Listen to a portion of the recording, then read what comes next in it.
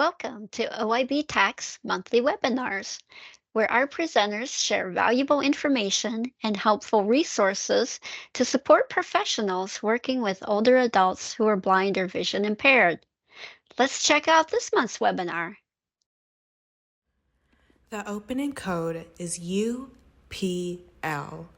U as in uniform, P as in Papa, and L as in Lima. UPL. And welcome to our webinar. I'm Jennifer Ottowitz with OIB-TAC, and it is my great pleasure to welcome our panelists who are service providers from the state of Alaska. And I'm going to open it up to have each of you give a quick introduction of yourselves. If you could share your name, where you work, and the coverage area for where you provide services. So Angie, I'm going to start with you.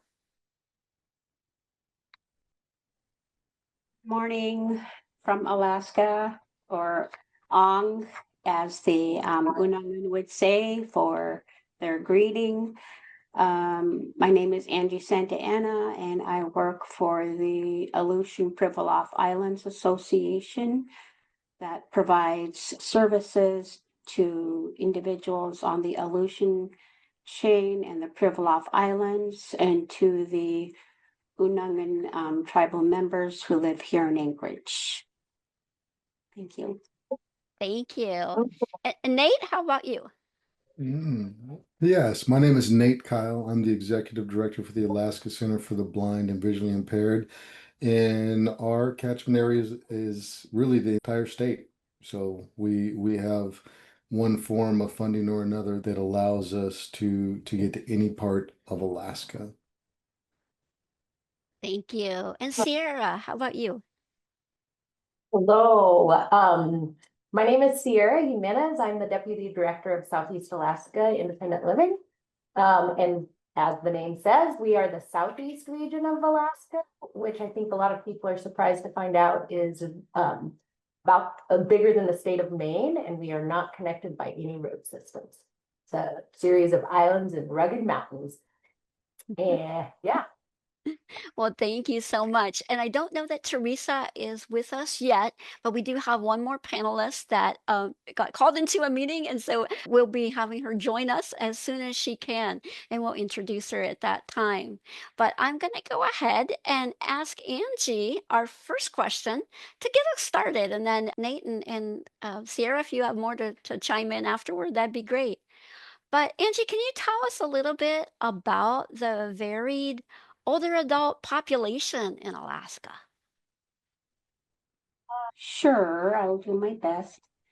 So the older adult population, I have some rough numbers, but like in either 2021, I think the Alaska population might have been about 550,000, with about 97,000 seniors that are like 65 and older. Alaska tribal regional areas consist of 12.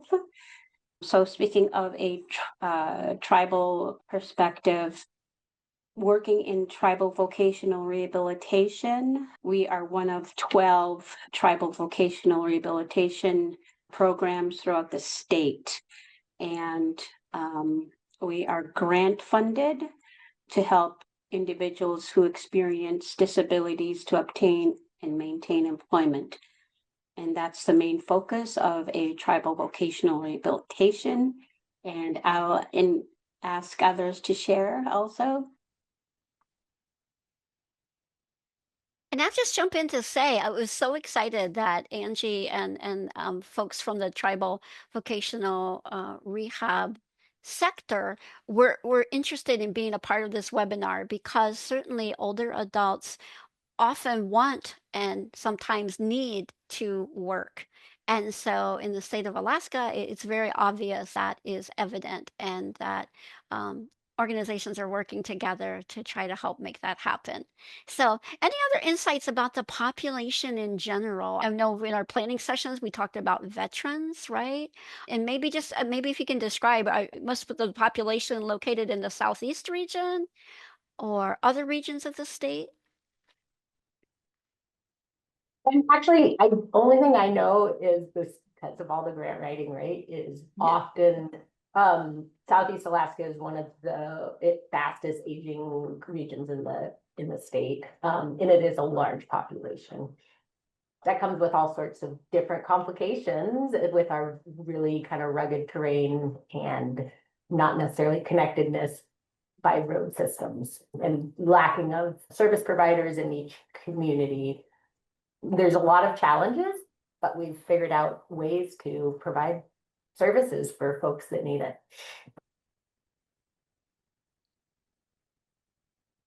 And we've also talked in our planning meetings about the cost of living in Alaska and just access to resources in general, let alone to older adults specifically, right? That can be a challenge as well. Mm. I Yeah. would say that's a significant challenge. You know, we will work with some of the older population and we'll have a low vision clinic and we may have a device that would cost $10 out of pocket and they will sit there for 5 or 10 minutes discussing with a spouse or someone who they're with if they have that within their budget to be able to afford because maybe their large portion of their money is going to heating fuel or to food. So something that is low cost as what we call low barrier technology, $10 handheld magnifier, that could be challenging. And another thought that popped into my head with the population too is even just access. We always think about, oh, well, we could just offer online resources, right? But is stable, reliable internet connection, is that an issue in some areas of the state? It is. I will, and I'll touch on that more when we get into just the geography as well. But yes, that is. And to go into another part where we have seen where we're discussing seniors, what we see here is like a lot of small towns anywhere, we have the younger population. So you're a senior, and now your kids or grandkids may be coming to the hub area, and you may be out in the village alone. So you have family dynamics definitely shifting as more people gravitate towards the cities like Anchorage, Fairbanks, Juneau, or either even hub areas like Bethel or Nome. And so there's the isolation component as well. Great. Thanks for that insight. And I think that's probably a good segue into the next question that I'll start with you, Nate, and that is about the geography, because certainly the geography there is unlike any other in the country. And I'm curious about how the physical landscape, the distances, the climate, the remote locations, how does all of that shape how you plan for and deliver services to older Mhm. adults who are living with vision loss? I think that creates a lot of adventures for sure. So if Victoria's on here and another coworker, Victoria's here in the office in another office, and then Jackie, she's out in a place we call the Matsu Valley, which has it's a large area, but it's drivable. But any given week, she may drive over 100 miles easily to, and it's not just driving on highways, you may be on back roads and where people are isolated and you pull up there in your car and their driveway or their porch has not been shoveled. And so that's easily 18 inches to 2 feet of snow. And maybe you have a senior in there. And so do you tromp through the snow? Like, you're negotiating those types of things. And then Victoria, just last year, she and her husband were up north from here, and we were trying to get, believe it or not, a wood splitter to an older senior client because that's something that's not just recreational, but part of this older blind is to help people age independently in their home, even through vision loss. And so we were able to provide a wood splitter for their fuel, but the trick was to get it to his village on a boat on a river, and then things got hectic with winds and dangerous conditions. But again, it's negotiating things like that. So we have a spectrum of challenges, cell phone reception or internet reception. We've had a client where he has to go out somewhere outside and maybe walk for 100 yards or more to find a place where he could have a phone call to meet with us or to meet with VR services, because that's how isolated it can be.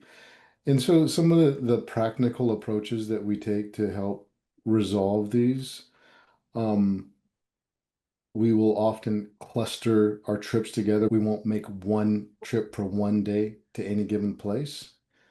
So we will make sure that we're in a location for 2 or 3 days to be able to offer clinics. We will also make sure that we have our travel kits ready to go. And so making sure that we streamline, what does a good kit look like? What's efficient? What's durable? Because it's just so unpredictable being out there. You're on these very small planes. So we have to have backup plans. We also want to make sure that we take advantage of remote things. So making sure you're comfortable with remote, and that may take connecting with a family member of somebody who's low vision, visually impaired somewhere, because maybe they don't even know what Zoom is. So you're connecting with a family member or a partner agency. So keeping those connections strong. Um, and that's for trained community partners is what we would call that. Um, and we want repeatable curriculum. We want things that we can do over and over, like our low vision clinic, which is pretty standardized.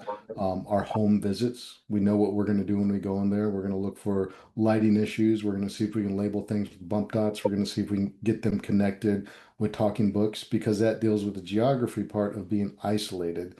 So having something like talking books, having things labeled in their home, those take on much more of a higher value when you're isolated and you can't just get out of your house and go. Someone takes you to a movie, someone takes you out to eat. The isolation is more expensive out there. And Nate, real quick, I Um, just wanted to jump in. We did have a question. If you could share a little bit about what's in the kits that you all take with you. ooh, I don't know if it can. Victoria is my kit master here. If she could be unmuted and maybe share a little bit about what goes in our kit. Sure. But if that's okay.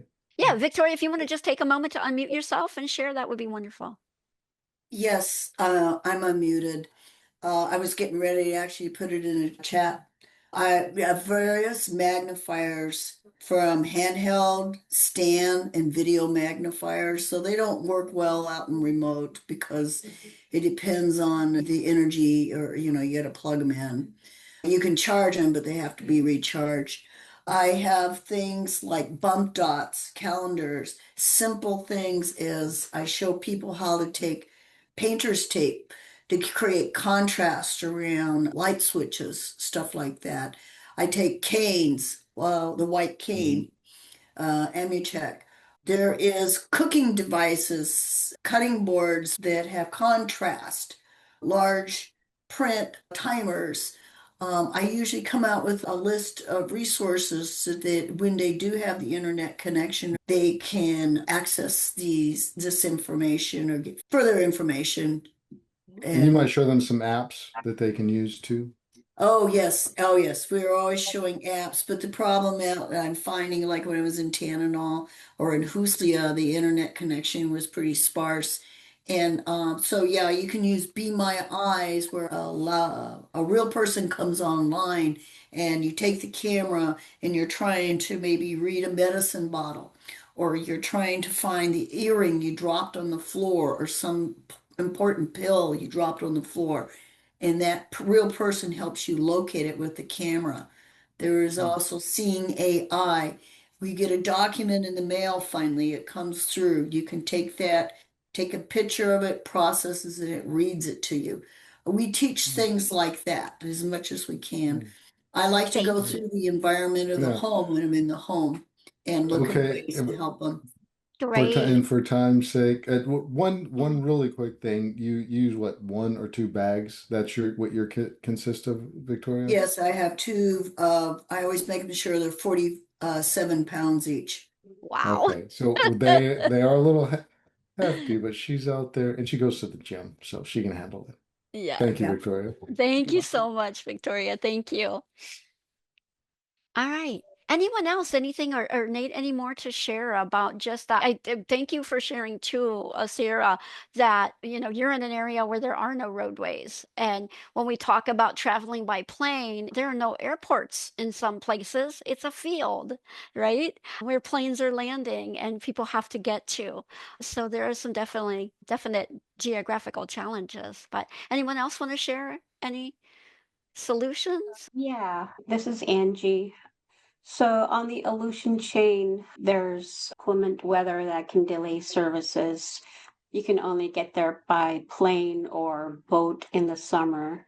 So how we try to help out is using internet, but sometimes that is also down because of the high winds. So using like phone call or snail mail, or even having to reschedule outreach events to a better time that will work with the tribe. It sounds like a lot of flexibility is required, right? Yes. Flexibility, and people that live here are used to it. I mean, that's the other thing, is that you just have to be able to change your mind or reschedule. One thing, we use a lot of float planes, that a lot of villages are just on like a boardwalk. And so the only way in and out of the village, if the ferry system isn't running, which is often, it's old and it breaks down. So in the winter, they can't land when it's 20 degrees or colder, which is most of the winter. I mean, that's the other part of the planning, is winter, you're most likely to be able to access a community. Lots of pieces. Flexibility is the key. And creativity too, right? Just to figure out how to overcome some of the things and figure out what works. All right, my next question, I'm gonna start with you, Angie, and then others can chime in. But this is relating to building trust. We know that anytime we're working with clients, building trust is essential, but especially in some of the tribes, some of the small communities or tight-knit communities. And just wondering, what approaches do you find helps establish that rapport, build that trust with older adults, their family members, and the local partners across the state?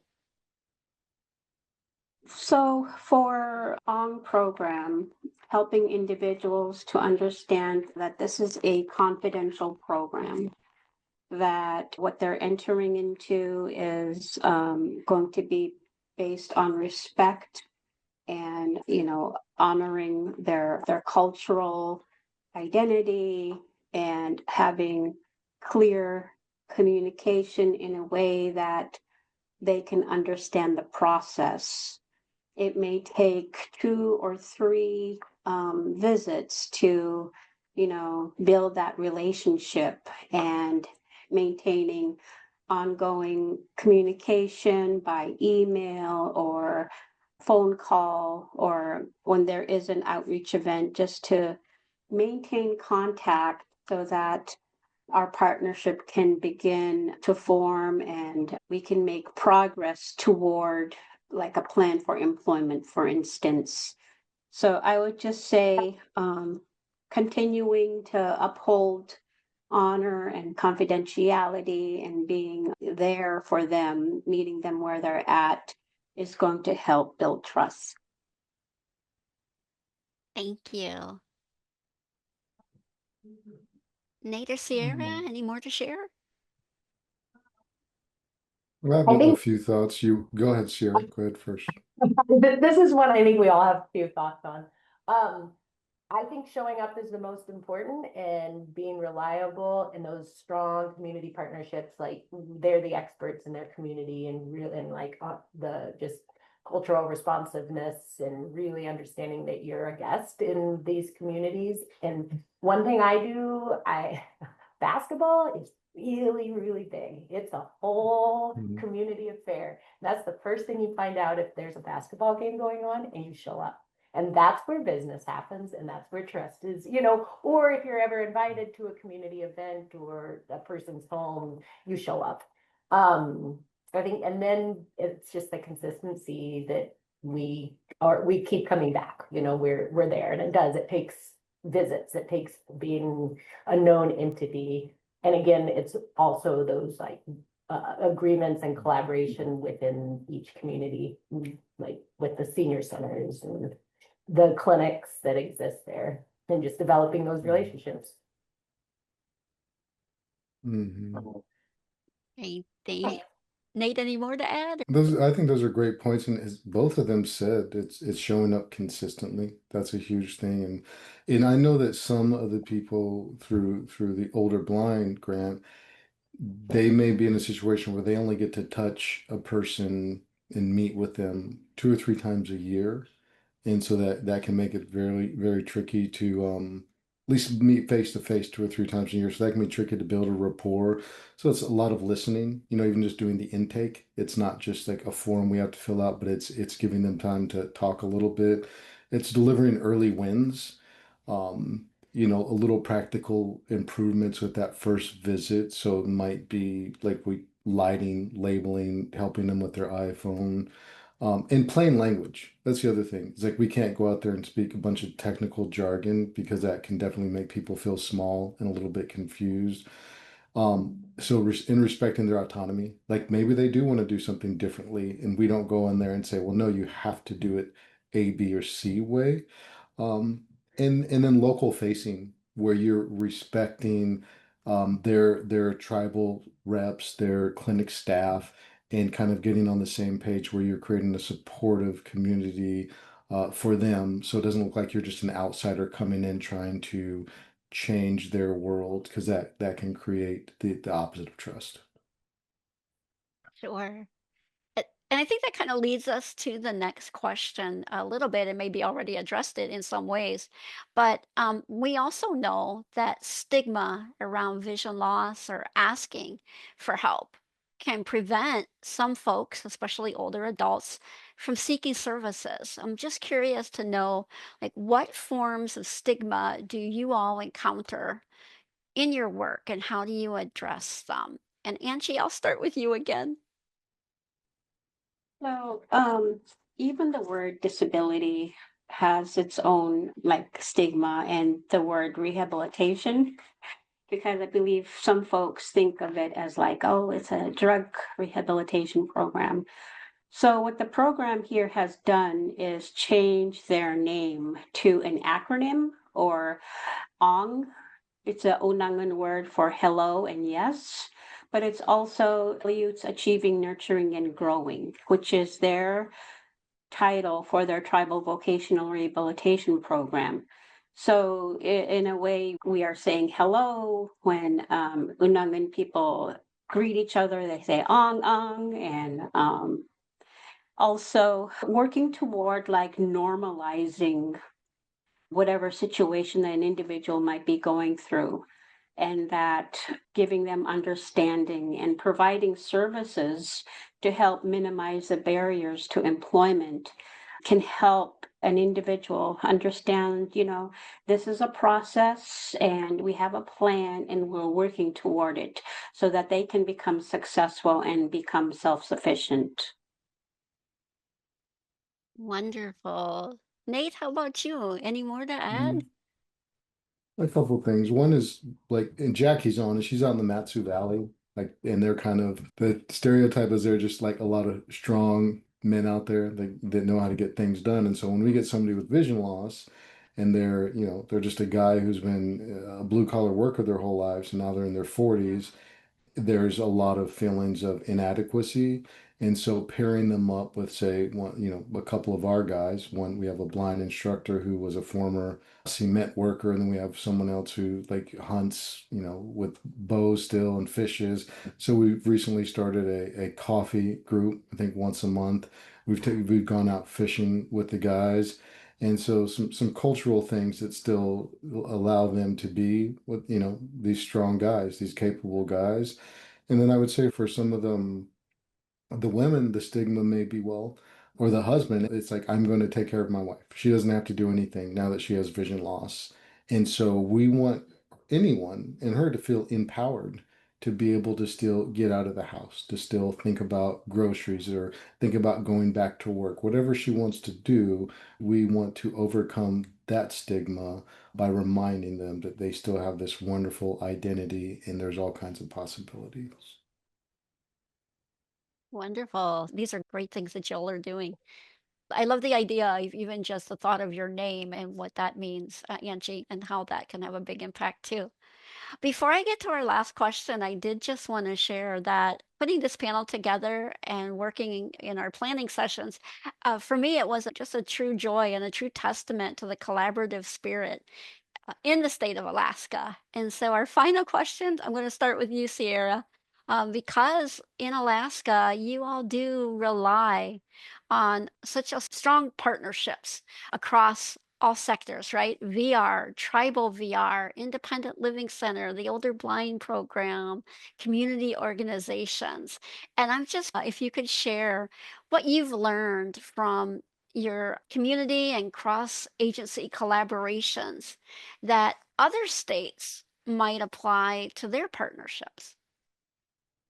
That's a great question. And I think those of us that have worked and lived in Alaska for years and years don't even realize that it's pretty unique, that how truly collaborative we have to be because there aren't the resources, right? So for example, I mean, Nate and I are over 1,000 miles away, but our staff are on the phone with the Alaska Center for the Blind and Visually Impaired every single day. And as soon as we do an intake and somebody is older blind or low vision, that's the first thing we do because we don't have low vision specialists on staff. We know how to recognize it. We know how to ask the right questions and all that sort of stuff, but we don't deliver those services.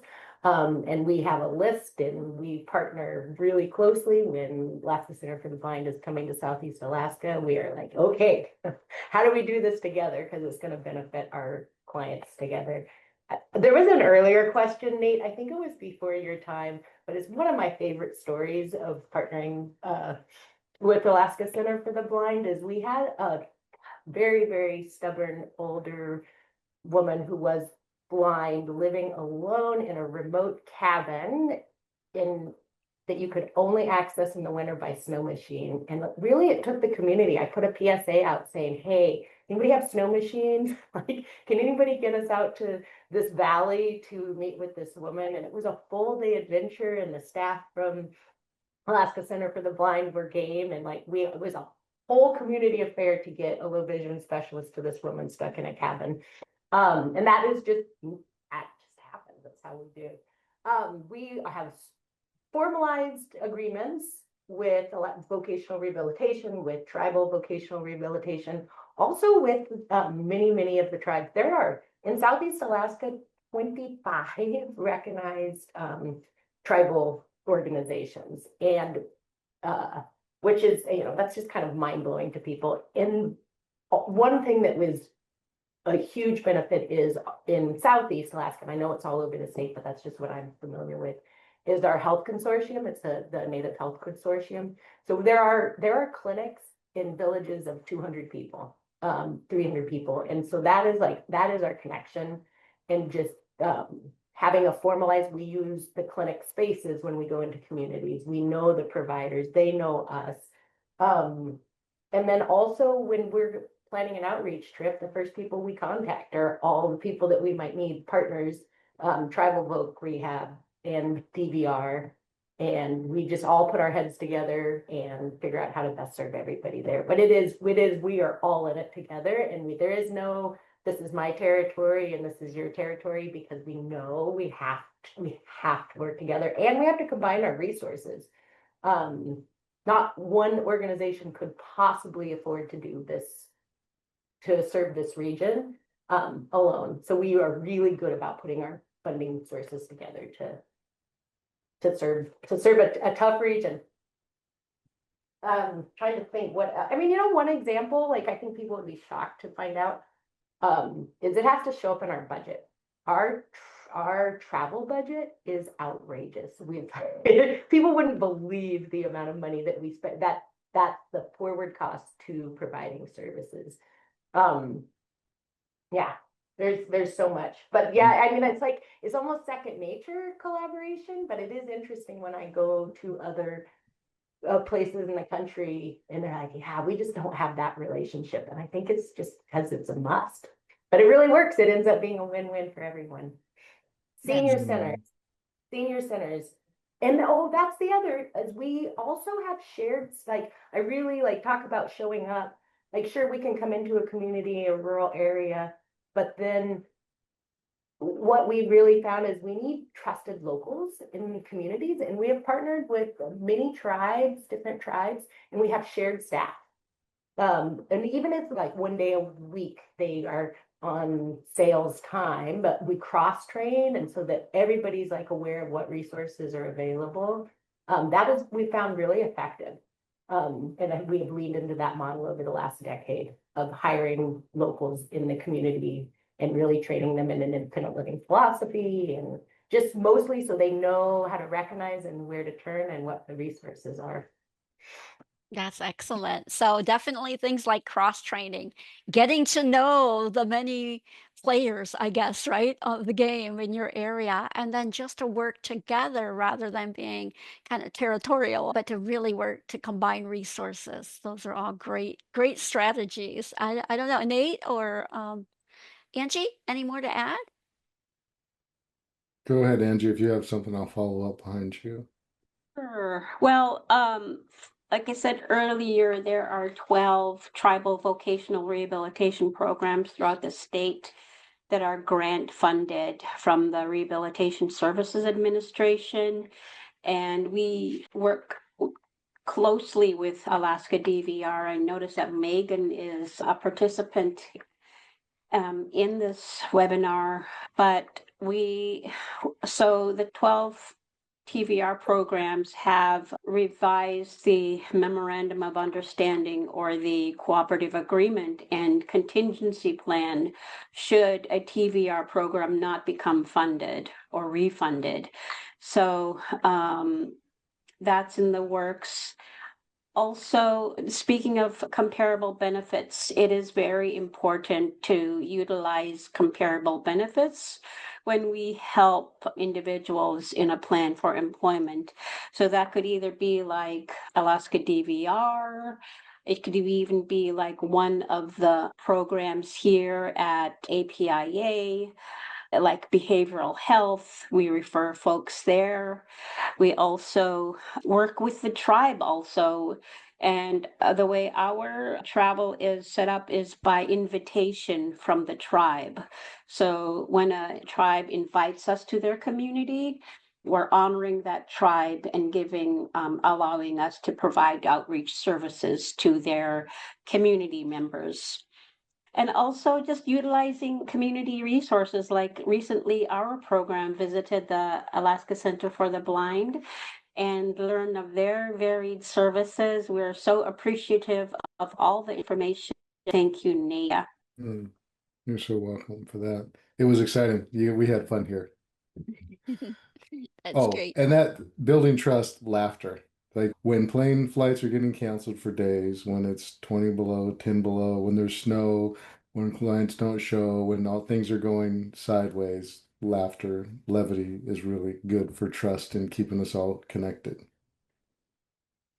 A good sense Um, of humor goes a long way, right?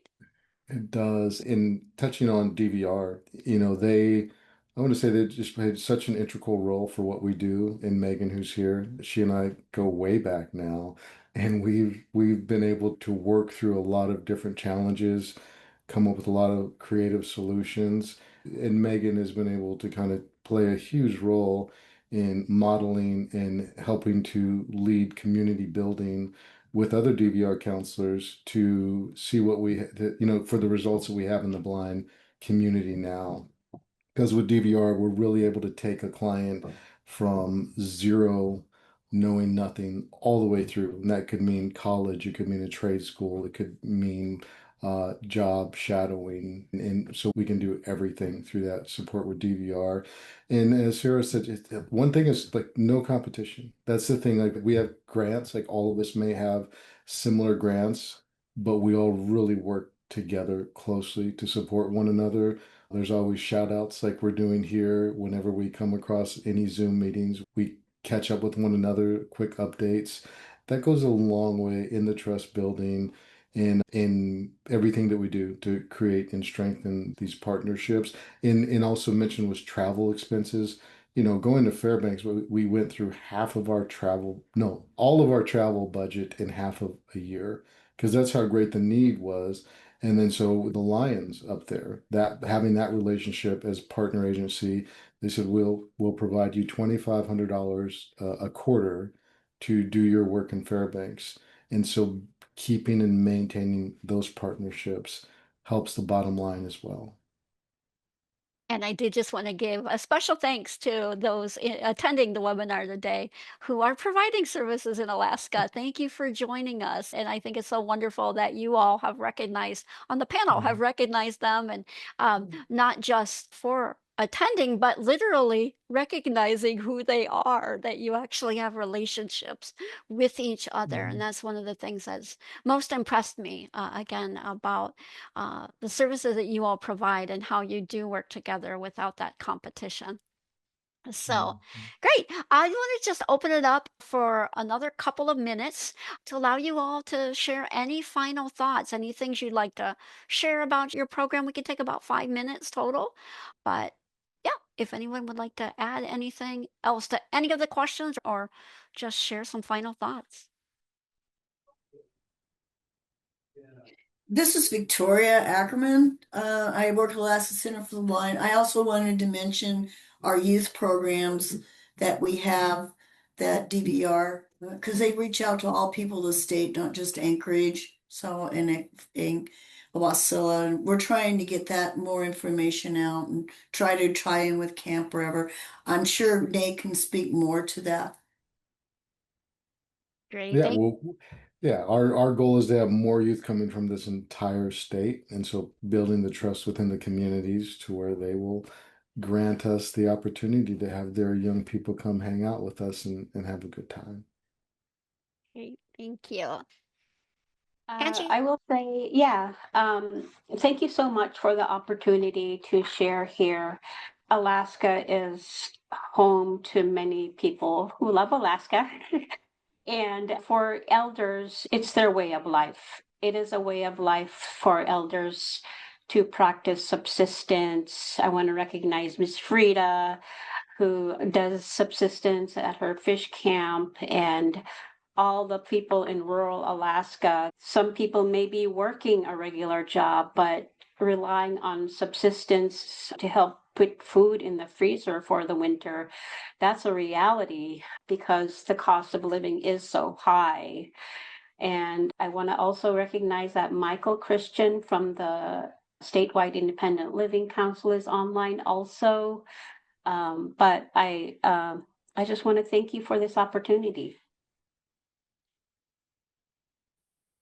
Well, and thank you so much for reaching out and for all of everyone who was involved in the planning, for the three of you, for just your willingness to share, to give us insights, not only about the challenges that you all face, but about the opportunities that you create as well. And I think for me, what I've learned about folks in Alaska, definitely flexible, creative, resilient, rugged, and resourceful all come to mind. And for all of you to just embody that collaborative spirit.